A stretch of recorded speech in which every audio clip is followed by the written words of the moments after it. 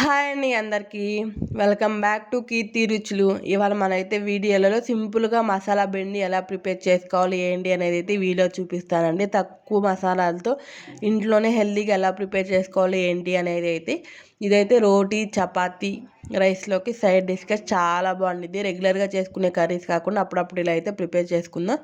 So process అయితే start చేద్దాం, వచ్చేయండి. ఇక్కడైతే నేను 250 గ్రామ్స్ అయితే బెండకాయలు తీసుకున్నానండి. వాటిని ఏంటంటే శుభ్రంగా క్లీన్ చేసుకున్న తర్వాత ఇక్కడ ఒక్కొక్క కాయ వచ్చేసి 3 or 4 పీసెస్గా అయితే కట్ చేసుకోవాలి. మనం ఫ్రైకి కట్ చేసుకున్నట్టు చిన్నగా కట్ చేసుకోవద్దండి. మసాలా బెండికి ఇలా పెద్దగానే ఉంటే బాగుంటాయి అనమాట బెండకాయలు. సో మీరు సైజుని కాయని బట్టి 3 or 4 పీసెస్కి అయితే కట్ చేసుకోవాలి వీటిని. సో జిగురు లేకుండా ఎలా చేసుకోవాలి ఏంటి అనేది అయితే నేను వీడియోలో చెప్తాను. సో మీరు మిస్ కాకుండా ఎండ్ వరకు అయితే చూసేయండి. బెండకాయలను కట్ చేసుకున్న తర్వాత అయితే ఇక్కడ మనం ఒక పాన్ పెట్టుకొని దాంట్లో ఆయిల్ పోసుకొని వీటిని ఏంటంటే ఒక 60 to 70% అయితే డీప్ ఫ్రై లాగా చేసుకుందాం అనమాట. ఇలా చేసుకోవటం వల్ల ఏంటంటే మసాలా బెండి చాలా సాఫ్ట్గా ఉండిద్ది అనమాట, ఓవర్ ఫ్రై కాకుండా. సో అవి ఫ్రై అయ్యేలోపు ఇక్కడ ఒక చిన్న మసాలా అయితే మనం ప్రిపేర్ చేసుకుందాం, వచ్చేసేయండి. ఒక బౌల్ తీసుకొని దాంట్లో కొంచెం పెరుగు, ఉప్పు, కారం, పసుపు, కొంచెం గరం మసాలా, కొంచెం ధనియాల పొడి వేసుకొని అయితే కొంచెం వాటర్ పోసుకొని ఎక్కడ ఉండలు లేకుండా అయితే బాగా కలుపుకోండి. ఇలా కలుపుకోవడం వల్ల ఏంటంటే మసాలాలన్నీ బాగా మిక్స్ అయ్యి కర్రీకి టేస్ట్ ఇస్తాయి అనమాట. ఇవి డైరెక్ట్గా కర్రీలో అయినా వేసుకోవచ్చు అని ప్రాబ్లం లేదు. ఇలా చేసుకుంటే ఏంటంటే అన్నీ కరెక్ట్గా మిక్స్ అవుతాయి అనమాట. సో మనం డైరెక్ట్గా వేసుకుంటే ఏంటంటే అప్పుడప్పుడు ప్యాన్కి అతుకుపోయే ఛాన్సెస్ ఉంటాయి కదా మసాలా. సో ఇలా చేసుకోవటం వల్ల ఏంటంటే కొంచెం ప్యాన్కి అతుక్కునే ఛాన్సెస్ చాలా తక్కువ ఉంటాయి అనమాట.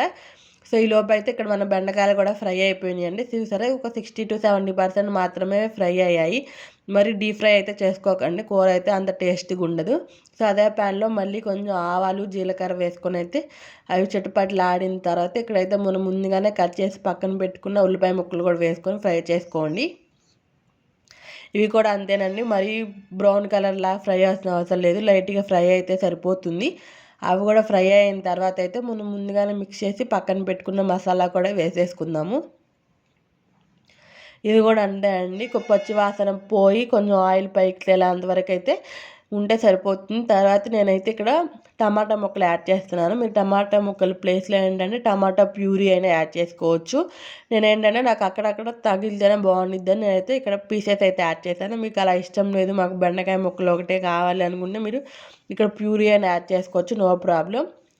సో టమాటా ముక్కలు కూడా బాగా మగ్గిపోయిన తర్వాత మనం ఫ్రై చేసి పక్కన పెట్టుకున్న బెండకాయ ముక్కలు కూడా వేసుకుని ఒకసారి ఫ్రై చేసేసి ఒక 2 minutes హై ఫ్లేమ్లో అయితే ఫ్రై చేయండి. ఎందుకంటే కొంచెం బెండకాయ ముక్కలు వాటిట్లో మనం వేసిన మసాలాలు బాగా బెండకాయ ముక్కలకు పడతాయి అనమాట. తర్వాత ఏంటంటే మీకు కర్రీ కొంచెం పలచగా కావాలి అంటే కొంచెం నీళ్ళు ఎక్కువ పోసుకోండి. లేదు కొంచెం గుజ్జుకు కావాలి అనుకున్నప్పుడు కొంచెం వాటర్ తక్కువ పోసుకొని అయితే బాగా మరిగిన వాటర్ బాగా మరుగుడు వస్తాయి కదా, అప్పటి వరకు అయితే బాగా మనం దీన్ని ఉడికించుకోవాలన్నమాట. సో ఇలా చూసారు కదా వీడియోలో, ఇలా మరుగుతున్నప్పుడు ఏంటంటే ఇంకా స్టవ్ ఆఫ్ చేసేసి కొంచెం కొత్తిమీర వేసుకొని సర్వ్ చేసుకోవటమే. రెగ్యులర్గా చేసుకునే కర్రీస్ కన్నా అప్పుడప్పుడు ఇలా చేస్తే ఏంటంటే పిల్లలు కూడా చాలా ఇష్టంగా తింటారు. ఒక్కసారి ట్రై చేసి ఇది ఎలా వచ్చింది ఏంటి అనేది అయితే నాకు మీరు కామెంట్ సెక్షన్లో కామెంట్ చేయండి.